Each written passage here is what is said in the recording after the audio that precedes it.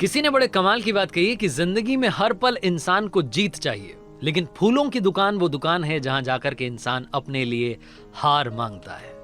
Hi guys, मेरा नाम है आरजे कार्तिक। एक छोटी सी कहानी। ये कहानी 6 साल के सैंडर्स की, जिनका बचपन खास नहीं रहा। सैंडर्स का जन्म हुआ था अमेरिका के इंडियाना के हेनरीविल में। जब 6 साल की एज हुई तो इनके पिता का निधन हो गया। इनके फादर की डेथ के बाद में इनकी माँ ने घर से बाहर निकल करके काम करना शुरू किया। वो एक टमाटर फैक्ट्री में जाकर के काम करती थी। सुबह जाती थी, शाम में आती थी। अब दिन में बच्चों को भूख लगती, खाना कौन बनाता? तो सैंडर्स ने, जो कि अपने भाई बहनों में सबसे बड़े थे, इन्होंने घर में खाना बनाना शुरू किया। इतनी नन्ही मुन्नी एज में छोटा सा बच्चा अपने भाई बहनों के लिए खाना बनाता था। 7th क्लास तक ये सब कुछ करते रहे। स्कूल भी जाते, घर का काम भी करते, खाना भी बनाते। लेकिन फाइनली घर में जिम्मेदारियां इतनी बढ़ चुकी थी छोटे भाई बहनों की, परिवार की, कि इनको स्कूल से ड्रॉप आउट लेना पड़ा। स्कूल छोड़ने के बाद में इन्होंने खेत में जाकर के मजदूरी करना शुरू किया। जब वहां से ज्यादा पैसे नहीं मिलते थे तो हॉर्स कैरेजेस, जो घोड़ा गाड़ी होती है, उसको पेंट करने का काम करना शुरू किया। एज बढ़ती गई। 16 ईयर्स की एज में जो सैंडर्स था, इन्होंने अपने डॉक्यूमेंट्स में गड़बड़ी करके, अपनी एज छुपा करके यूएस की आर्मी में दाखिला ले लिया। वहां जाकर के नौकरी करने लगे, उसे ज्वाइन कर लिया। लेकिन 1 साल के अंदर इनकी गड़बड़ी पकड़ में आ गई और इनको सेना से बाहर कर दिया गया। उसके बाद में रेलवे में जाकर के मजदूर का काम करने लगे। वहां पर एक दिन एक कोवर्कर से झगड़ा हुआ और उसके बाद वहां से भी नौकरी से निकाल दिया गया। लेकिन बंदे ने हार नहीं मानी।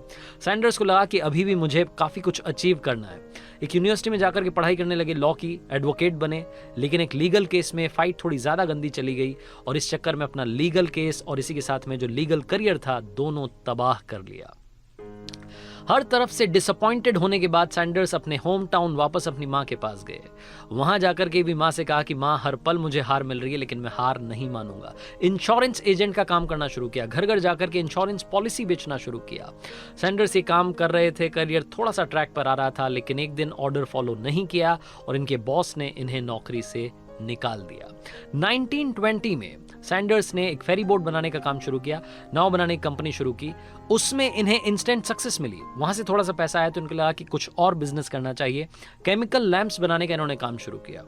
ये केमिकल लैंप बना ही रहे थे, उसको अच्छा करना ही चाह रहे थे कि अचानक से एक कंपनी, बड़ी कंपनी, इसी प्रोडक्ट को मार्केट में लेकर के आई और उनके केमिकल लैंप्स बहुत बेहतर क्वालिटी के थे। सैंडर्स को समझ में आ गया कि हम कहीं भी टिकने वाले नहीं है। सैंडर्स ने वो काम भी शुरू करने से पहले ही बंद कर दिया। 40 साल की जब एज हुई सैंडर्स की, तो इन्हें एक फ्यूल स्टेशन पर काम मिला। वहां जाकर के नौकरी करने लगे, थोड़ा बहुत पैसा आने लगा। लेकिन रिसेशन की वजह से वो फ्यूल पंप भी बंद हो गया। फॉर्चुनेटली कहिए, इनका भाग्य कहिए, उसी साल एक सर्विस स्टेशन इन्हें रेंट फ्री ऑफर के साथ में ऑफर किया किसी ने और कहा कि आप इसको चलाइए, जो भी आपकी सेल होगी उससे प्रॉफिट आप हमें शेयर कर लीजिएगा। इनको ये तो समझ में आ चुका था कि इस काम के भरोसे इनका काम नहीं चल पाएगा, तो सर्विस स्टेशन के पास में ही एक स्टॉल लगाई और जो बचपन से इनकी हॉबी थी कुकिंग की, उसे डेवलप करने लगे। फ्राइड चिकन इन्होंने वहां बनाना शुरू किया। जो भी वहां आता था उसको फ्राइड चिकन मुफ्त में खिलाते थे। मुफ्त में ये मील सर्व करने लगे और धीरे धीरे लोगों को स्वाद चढ़ने लगा। उसके बाद में सड़क किनारे अपना एक छोटा सा रेस्टोरेंट ओपन किया। वहां धीरे धीरे भीड़ जो थी बढ़ने लगी। एक बार एक गवर्नर वहां से निकले और उन्होंने जब ब्रेकफास्ट किया, जब उन्होंने फ्राइड चिकन खाया तो उनको मजा आ गया। उन्होंने कहा कि अब से इसका नाम जो है केंटकी कर्नल नाम है, और इसी नाम से वो जो डिश थी वो धीरे धीरे पॉपुलर होने लगी। उस रेस्टोरेंट को ये अच्छा खासा चला रहे थे। लेकिन एक दिन एक एम्प्लॉय से किसी का झगड़ा हुआ और उस झगड़े के चलते 4 साल के अंदर वो बंद हो गया। हार नहीं मानी। सैंडर्स ने फिर से एक और रेस्टोरेंट ओपन किया, लेकिन अब की बार अनफॉर्चुनेटली ये कहिए कि सब कुछ गलत हो रहा था। उस रेस्टोरेंट में आग लग गई और वो भी तबाह हो गया। एक बार फिर से सैंडर्स ने हार नहीं मानी और अब की बार 140 सीट्स वाला रेस्टोरेंट ओपन किया। लेकिन पता नहीं ऊपर वाला क्या चाहता था, वर्ल्ड वॉर सेकंड छिड़ी और वो भी बंद हो गया। लेकिन तब तक इनकी जो रेसिपी थी, इनकी जो डिश थी, जिसका स्वाद था चढ़ता चला जा रहा था, फ्राइड चिकन जिसे कि केंटकी कर्नल कहा जा रहा था, ये पॉपुलर हो चुका था। वर्ल्ड वॉर सेकंड खत्म होने के बाद में इनके पास इतने पैसे नहीं थे कि रेस्टोरेंट फिर से ओपन करते। तो इनके दिमाग में एक आइडिया आया कि क्यों ना इस रेसिपी को अलग अलग रेस्टोरेंट्स में जाकर के बेचा जाए और अगर वो खरीद लेते हैं तो फिर उनसे परसेंटेज लिया जाए। ये बहुत सारे रेस्टोरेंट्स में गए, जाते रहे, लेकिन इन्हें हर बार हार मिल रही थी। किसी ने भी उस रेसिपी को अप्रूव नहीं किया। 1009 टाइम्स, 1009 बार ये रेसिपी रिजेक्ट हुई। समझ में नहीं आ रहा था सैंडर्स को कि होगा क्या। तभी इनके शहर के एक बड़े रेस्टोरेंट ने फाइनली इनकी रेसिपी को अप्रूव किया और केंटकी फ्राइड चिकन पहली बार किसी रेस्टोरेंट में, बड़े रेस्टोरेंट में पहुंच गया। वहां से इन्होंने अपनी चेन को बड़ा करना, एक्सपैंड करना शुरू किया। अलग अलग रेस्टोरेंट्स में विजिट करते थे, सुबह शाम दिन रात इसी काम में लगे रहते थे। इतना भी समय नहीं था कि घर पहुंच पाएं, कार की बैक सीट में ही सो जाया करते थे।